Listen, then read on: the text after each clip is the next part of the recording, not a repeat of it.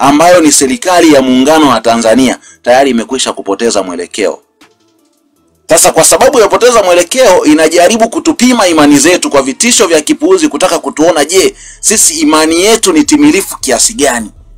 Je, tumejikamilisha kiasi gani juu ya hili ambalo tunalipambania leo? Tutakubaliana na mawazo yao ya kipuuzi, tutatetereka kama jinsi walivyokuwa wakitutisha zamani? Vitisho kidogo tunakimbia kujifungia ndani. Kwa hicho ndo kitu wanachokitafuta kukiona kwetu. Lakini kwa uwezo wa Mungu tayari wamekwisha kuiona misimamo yetu. Sasa hivi hata serikali yenyewe tunavyozungumza hapa, serikali yenyewe tuko maofisini, wamegawanyika makundi. Yaani wamekwisha kujigawa makundi, kila mtu anaongea la kwake. Yaani sasa hivi hawaongei lugha moja tena. Chama ni kimoja na serikali ni moja, lakini tayari wamegawanyika makundi. Sababu ni nini? Kinachowapasua kichwa zaidi ni kuhusiana na nabii wa Mungu aitwaye Habili. Wanajiuliza swali, hawa watu kwa jinsi walivyokuwa wakitutizama, watu wa kawaida sana, wanafikiria huyu mtu katoka wapi kwa ajili ya kuja kuungana na sisi? Sasa wakati wao wanaumiza kichwa juu ya hilo, sisi tunaongeza maombi juu ya nabii wetu aliyeshushwa na Mungu. Hatuna mashaka katika hilo, kwa ajili ya kuitoa katika mikono ya watesi wetu Tanganyika yetu. Maana wametutesa kwa muda mwingi sana, kwa miaka mingi sana. Tumeumia sana. Muda wetu wote tumetumia kwa ajili ya kuhangaika, tunasumbuka, tunawaza watu wa Tanganyika, taifa tajiri kabisa, afu ni taifa kubwa. Ukiangalia katika mataifa, mimi nadhani Afrika, hata kuna baadhi ya mabara ya Ulaya huko bado yakiangalia Tanganyika, naona ni bonge ya taifa moja kubwa sana. Hata Mkenya mwenyewe akisimama hapo utasikia anakuambia Tanganyika ni taifa moja kubwa sana. Kenya inaweza ikaingia mara 3 kwa Tanganyika. Lakini tunafanya nini? Tuna rasilimali nyingi za kutosha katika taifa letu. Lakini leo bado tunaonekana Watanganyika ni watu wa mwisho kabisa. Tumekuwa ni watu wa mwisho katika kila jambo. Rasilimali zetu zinaondoka katika taifa letu pasipo kufuata matakwa yetu wala kutusikiliza sisi wananchi tuliokupa mamlaka kama kiongozi. Unabeba tu rasilimali, unapeleka kokote, unauza vitu vyetu pasipo kutushirikisha sisi wananchi tuliokupa mamlaka ya kusimama kwa ajili ya kwenda kutetea haki zetu. Kwa leo sisi kama Watanganyika tumegeuka kuwa ni watumwa kwa ajili ya viongozi wa Tanganyika. Badala ya sisi kama Watanganyika tugeuke sisi kuwa ndio kama nuru na taa kwa ajili yao viongozi, kwa sababu ili wapate kujua changamoto zinazotesa sisi, wanapasa kurudi kuja kukaa na sisi kujua nini ambacho tunazungumza. Maana sisi ndio tuliowapa mamlaka ya kusimama katika zile nyadhifa walizopo. Lakini leo viongozi wanageuka, tunawapa mamlaka ya kwenda kututetea, wanakwenda kule, wakifika wanasimama kwa ajili ya kututishia, wanauza bandari, wanafanya vitu vya ajabu, wanyama wanabeba wanauza, kila wanachojisikia kufanya. Madini yanabebwa yanakwenda kuchakatwa sehemu tofauti, na kati migodi inapatikana Tanzania, na tuna uhakika na uwezekano vifaa vya kutosha kuvipata vikawepo Tanzania, kila kitu tukakifanya tukiwa Tanzania. Lakini wanatufanyia vitu vya ajabu ambavyo havina msingi katika maisha. Kwa hiyo kwa hili wameshagundua tayari kwamba Watanzania tumeamka sasa hivi. Wameamka sasa hivi. Sasa hivi tunahitaji Tanganyika yenye uhuru wa kuongea na kukosoa chochote kilicho kinyume na sisi wananchi wake. Maana sisi ndio wananchi tulio mteua kiongozi yoyote kusimama kwa ajili ya kutetea haki zetu. Tunahitaji Tanganyika iliyo hai. Tunahitaji Tanganyika ambayo itatupa uhuru wa kuongea na kukosoa chochote ambacho kitakwenda kinyume na sisi wananchi wa taifa la Tanganyika. Tunahitaji uhuru wetu tupate kuwa huru. Tunahitaji kubadili historia ya maisha tunayoishi leo. Tunahitaji haki katika maisha yetu. Tunahitaji haki kama Watanganyika. Lakini sio leo Mtanganyika unasimama kuongea unapigwa risasi. Unasimama kuongea unatumiwa ujumbe wa ajabu. Unasimama kuongea ukitamka neno tu unaanza kuhofia, unakimbia kwenye account kwenda kubadili jina la account, unawaza sijui ni badili namba ya simu, mara nizime location. Shida ni nini? Kisa unaongea ukweli. Yaani Tanganyika ya sasa ni Tanganyika ile ambayo mtu akisimama kwa ajili ya kutetea kweli na kuongea ukweli anaonekana ni mtu asiyefaa. Unaanza kuwindwa usiku na mchana. Watu wengi wanaogopa, hata sasa hivi wako hapa chini watu wengi sana, lakini wanaogopa kupanda live juu kuja kusimama kuongea. Wanaogopa, hofu yao kubwa, wanaamini wazi akisimama kwenye live hivi kuongea Kinachofuata hajajua kama usiku atalala. Chakula cha mchana chenyewe hajui kama atakila akiwa salama. Wakati huo yeye ni Mtanganyika. Nini haki yangu ya mimi kuwa raia halali wa Tanganyika? Hapana. Sasa hili tumelikataa. Na Mungu mwenyewe kaona na ameamua kutujibu maombi yetu kupitia malaika wake Habili aliyemleta. Dua zetu tuzielekeze sana kwa ajili ya Habili.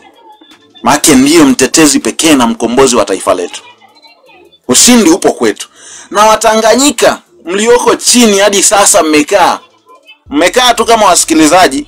Tuko watu wengi sana hapa, tulipasa muda kuja kufika kwenye saa 7 hivi, kila mtu alipasa kuwa amepanda hapa juu na kutoa hoja yake mezani ili tujue nini tunafanya. Lakini watu mmejificha hapo chini. Hampasi kuogopa tena, uso wakati wa kulala tena. Tusimame, tuinuke, tupambanie Tanganyika yetu. Hoja yako ndiyo silaha na nguzo pekee itakayotufanya sisi tusafiri pamoja na kufika salama katika tarehe yetu tuliyoiazimia, tarehe 9 Disemba. Sasa kama leo utakosa hoja, utakuwa wewe ni mtu tu akuja kukaa unasikiliza, unarekodi. Itakusaidia nini? Pandeni juu, toeni hoja zenu. Kwa sababu tunachokihitaji na kukipigania, tunapigania Tanganyika ambayo inakwenda kutuletea uhuru wa kuongea. Inatuletea uhuru wa kuzipeleka hoja zetu na sauti zetu kusikilizwa popote pale. Tuacheni uoga. Tupandeni juu, tuzitoe hoja zetu, kwa sababu hata sisi tunaojitoa kusimama hapa juu na kuongea na mahosti waliojitokeza, viongozi wetu kwa ajili ya kufungua hizi live kusimama hapa, ni binadamu, wanatumia damu, wana mioyo ya nyama. Lakini bado wameuvaa ujasiri wa kupanda juu, anaendesha live mwanzo asubuhi mpaka kesho asubuhi bila kujali chochote. Yote ni kwa sababu gani?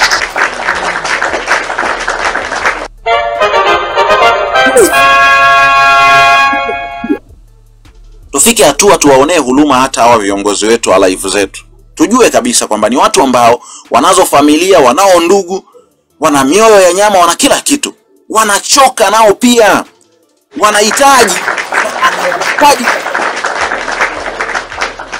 kampani yetu. Kuna muda mtu atakaa live atakuwa anasinzia.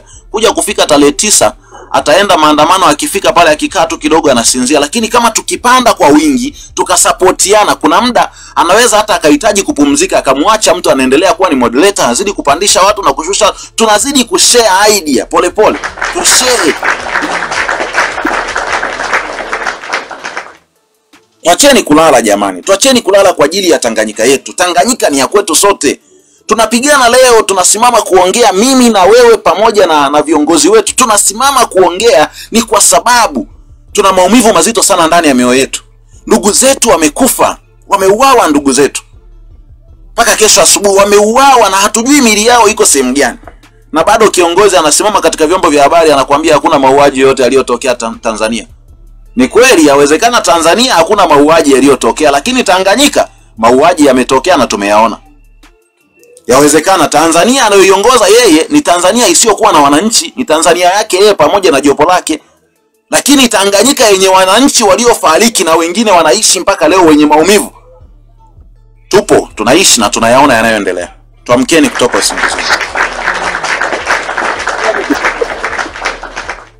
Tuamkeni. Naongea kwa uchungu kwa sababu hadi sasa tunaongea kwa uchungu kwa sababu tupo mafichoni wengine mpaka sasa. Tunawindwa usiku na mchana. Nyumba zetu zinazungukwa usiku na mchana. Sababu za msingi hazipo. Siku ya 9 leo hatujui. Yote ni kwa sababu gani? Tuamkeni, tuache mambo mengi. Na hao mamluki wanaojidai ni mamluki wametumwa sisi, wanatakiwa watambue kwanza sisi ni baba zao, wanapaswa wapande hapa watusalimie. Kwa sababu tunapambana kwa ajili ya taifa letu, na pia tunapambana kwa ajili ya kutafuta uhuru na haki ambayo watakuja kufaidika na kunufaika zaidi watoto wao na wajukuu wao. Yawezekana hata watoto wetu wasiwepo katika hii dunia kwa sababu ya upambanaji tunaopambana leo.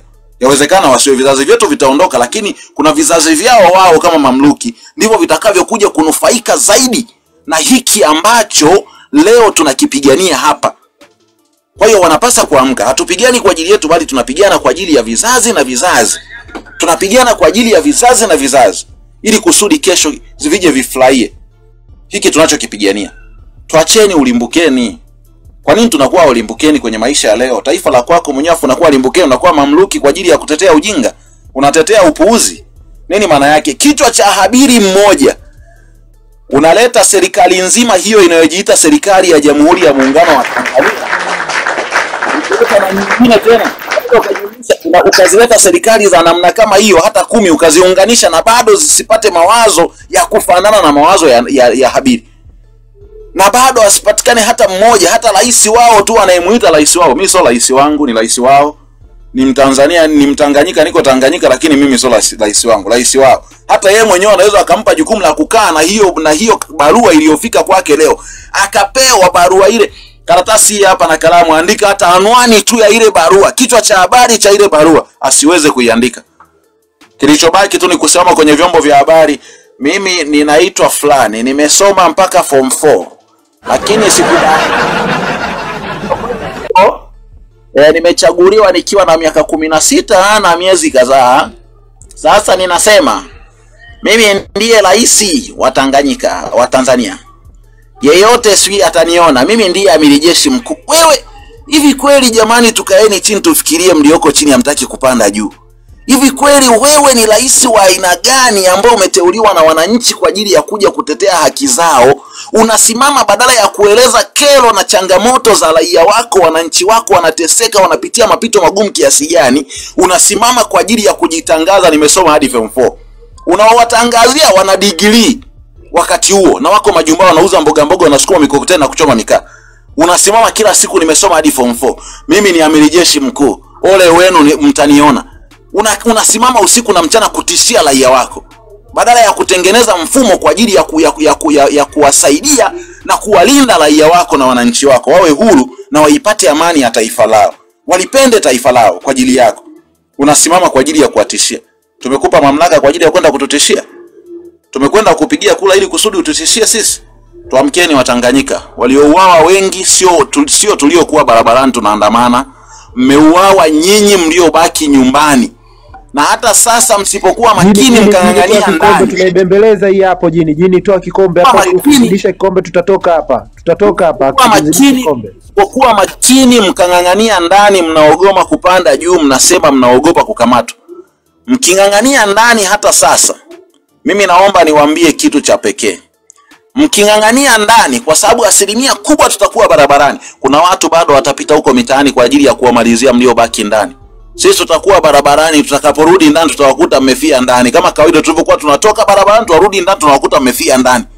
Kuna ndugu zetu walikuwa wagonjwa, wamekutwa ndani wamefariki. Watu wako barabarani, walioko barabarani wanarudi salama, nyinyi mliongangania ndani ndio mnaouawa. Kwa mnapasa elimu iwaingie. Hatuna sababu ya kutumia nguvu kubwa kuwaelimisha sasa hivi, kwa sababu mmejifunza kutokana na hiki kilichotokea. Sasa hivi ni wakati wa nyinyi wenyewe bila kushurutishwa wala kupigiwa kelele. Amkeni kutoka ndani, ingieni barabarani. Maandamano ya amani, maandamano yasiyokuwa na shida, watu mtakula mtashiba. Yaani hakuna shida, amani ya kutosha. Tuamkeni twende barabarani.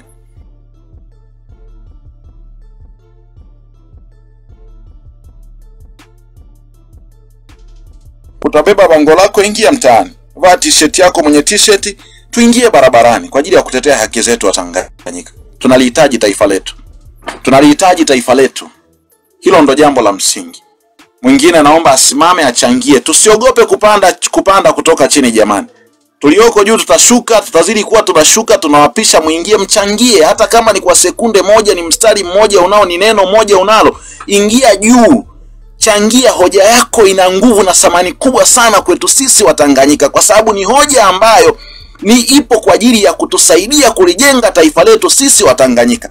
Haijalishi utaongea kitu cha aina gani, hayupo mtu ambaye ataibeza. Hakuna mtu atakayebeza hoja ya mtu. Hapana. Yeyote yule apande juu, achangie hoja yake. Hoja yako ina nguvu. Hata ukipanda kwa ajili ya kusema jamani, habarini za saizi wa Tanganyika wenzangu, inatosha. Umetutia moyo na kutuongeza nguvu. Inatosha sana. Hofu, Tanganyika ni taifa lako ndugu yangu, amka. Acheni hofu, pandeni juu. Naomba niwapishe wenzangu pia tuendelee kuchangia hoja kwa pamoja. Karibuni sana. Nimalizie niondoke nikae chini hapa nimwachie mtu nafasi. Unajua walikuwa wananiongelesha wale sasa hivi. Okay sawa. Sasa jamani tusiweke vikombe tutashuka Jini usiweke kikombe sana hivyo tutashuka. Tunaibembeleza sana hapa yani tunajibembeleza kama alivyosema Animal. Unajua tunajitoa sana alafu mwisho wa siku ni kwamba tunatumia kitu ambacho kinapiganiwa kisiweze kuwepo hapa. Yani mtu tuelewe kwanza kitu kimoja jamani. Hawapendi hata kuona tunachokifanya hiki. Ndio maana muda mwingi tunaposema tap mtu utaona yani tunatamani tunyamaze kimya watu tujue umuhimu wa kutap ni nini. Si kusema labda tap tunakopa labda tunasema ili kuna faida mtu anapata. Ama kopa mimi ana faida gani kwangu? Lakini mtu tunaposema kwamba tap jamani share and like and follow, hichi tunachokitumia kinapiganiwa, kulipotiwa, kinafanywa. Kwa hiyo muda mwingine tunaposema labda tuma na zawadi, muda mwingine mtu analipoti afa anaona mbona ukatumiwa na zawadi. It means kwamba hichi kitu alichokiripoti kumbe ni uongo. Unaona? Kwa hiyo upande mwingine tu tunakitetea hiki kitu, upande mwingine acheni wao wanaripoti. Na ndio maana tunaposema tap hizi ni ziwe nyingi, followers ziwe nyingi, huku makopa yawe mengi ili tuweze kuendelea kupeana taarifa, tuendelea kupeana habari. Au mnataka tukae bench basi tuwe tunajuzana kupitia nanili. Jamani tuokoe hichi kitu tulichokuwa nacho, tunachokitumia. Asante kaka Animo. Tuwapishe na wengine ambao wako chini kama ulivyosema ili waweze kupanda juu na watoe yaliyoko moyoni. Jini baba kama muda mrefu sana. Sawa nini baba? Hebu ongea na baba. Afata juu hapo ili ashuke chini. Baba?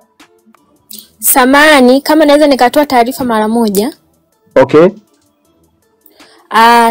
Kwanza nataka niombe msamaha kwa mkanganyiko maana nilikuwa na-forward link ya Amnesty hapa na naona watu mpo sahihi kuwekea mashaka linki zinazotumwa hapa. Basi nataka kuwaelekeza sehemu ambayo mnaweza mkaipata hiyo linki na lengo ni kwamba watu wengi tuijaze hiyo petition. Nimeangalia Instagram kwenye page yao inaitwa Amnesty International.